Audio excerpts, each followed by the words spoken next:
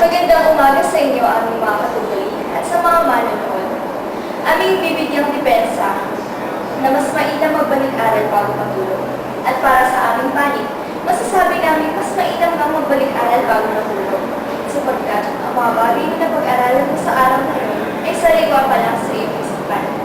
At kung magbabasa ka, mas madali mong maaalala yung mga bagay na pag-aralan mo sa araw na yun.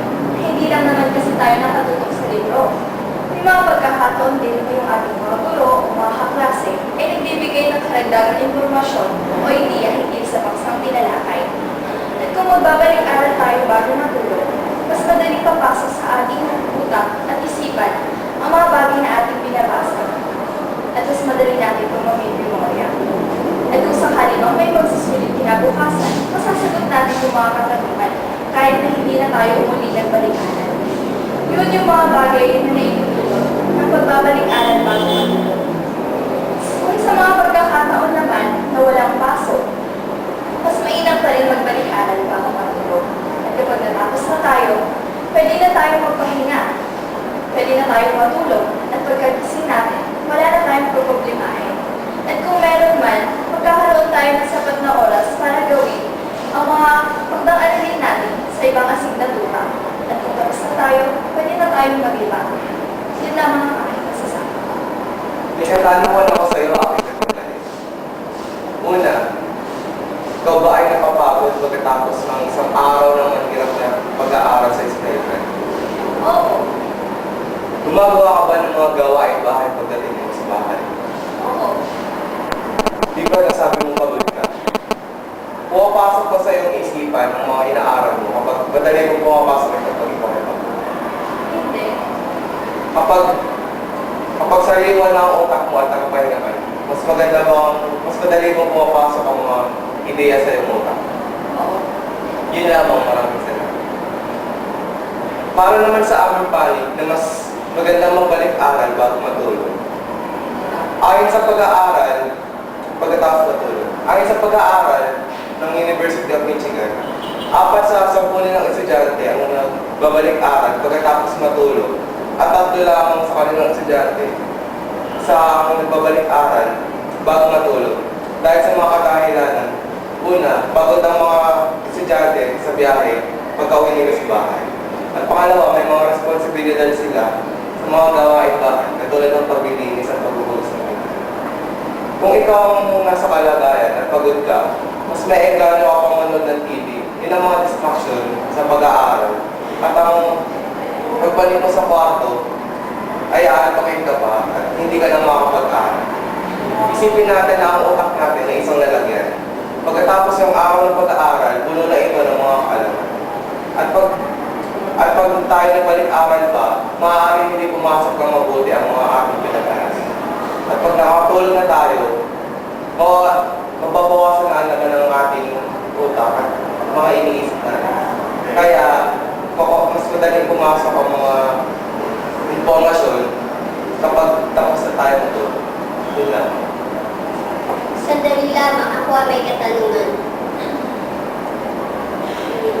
Nabanggit mo kanina sa iyong pahayag na isa sa distraction kaya hindi ka nakakapagbalik-aral ay ang telebisyon. Sa tingin mo ba katanggap-tanggap ang dahilang iyon? Oo. Pagkagising mo, pagbabalik-aral lang ba ang natupag mo? Hindi. Base sa iyong sinagot, alam natin ang buhay estudyante ay maraming kailangan asikasuhin. Nabibigyan mo ba ng sapat na oras at panahon ng iyong pagbabalik-aral? Oo. Natatapos mo ba ito? Oo. May mga pagkakataon ba na nakakaramdam ka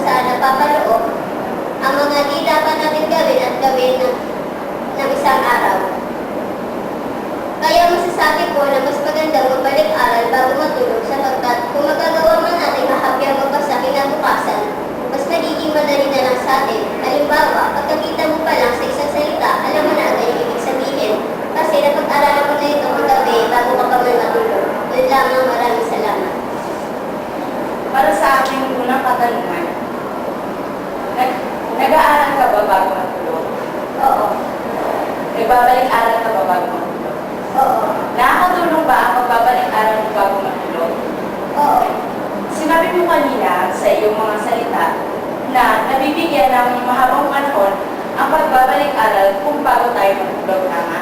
Oo.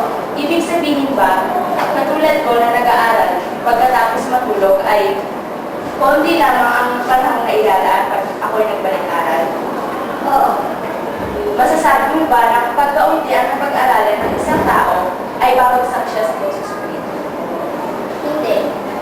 Masasabi mo ba na tulad ko, kami na mga nag-aaral o nagbabalik-aral pagkatapos matulog ay may posibilidad na bumagsak sa pagsusulit? Oo. Yun lamang ako mga kaulit. Maraming salamat din. Ayon sa sinabi mo na, pag nagbalik-aral tayo bago matulog, mas maraming kaalaman ang tatatak sa ating isipan. Tulad nga ng sinabi ng aking kakampi, maraming mga bagay ang magiging sagabal kapag tayo ay nagbalik-aral bago matulog. At pangunahin nga dito ay dahil sa maghapon na tayo nag-aral, pagod at puyat na tayo. Sa kaso nating mga estudyante, kailangan natin magpahinga. Oo nga, maraming uri ng pagpapahinga. Ngunit, pinakamabisa dito ay ang pagtulog. Kapag nakatulog na tayo, magiging handa na ang ating isipan at katawan para sa ating pagbabalik-aral. At sa ganung paraan, mabilis na darating sa ating isipan ang lahat ng ating pinalik-aralan.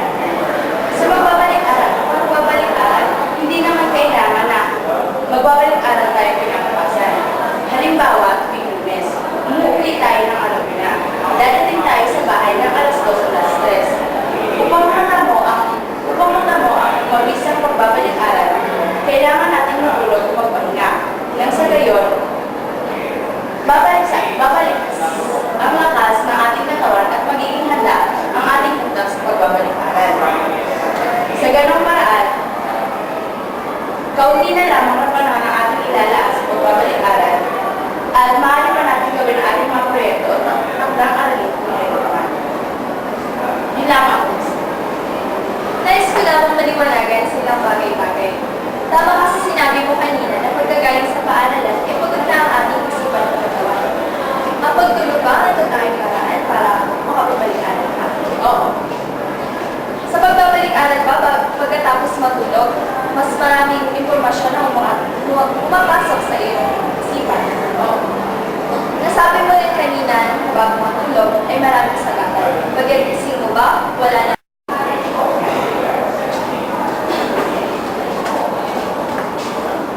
Nais ko lang maliwanagan silang mga bagay-bagay.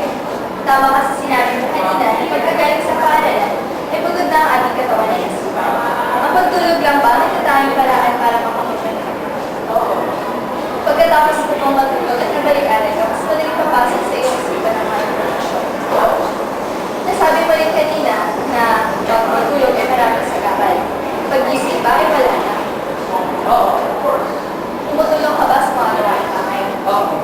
Kailan may ito ginagawa bago matulog? Oo. Ay pagkatapos matulog? Hindi. Hindi lamang na sa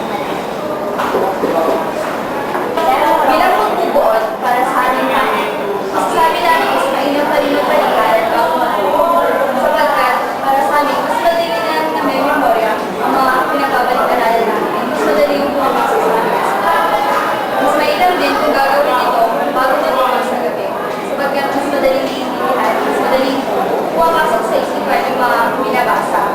At kinabukasan, handa na ang ating isipan ng katawan upang harapin ang mga bagong aktibidad na gagawin natin. At lalo na kung may pagsusulit, hindi na tayo gaano mangangamba sapagkat nakapagbalik-aral na tayo kung pinagabihan. Kaya nga nang sinabi ko kanina, mas maganda kung magbabalik-aral tayo bago yung pagsusulit, hindi mismo dun sa araw na yun, sapagkat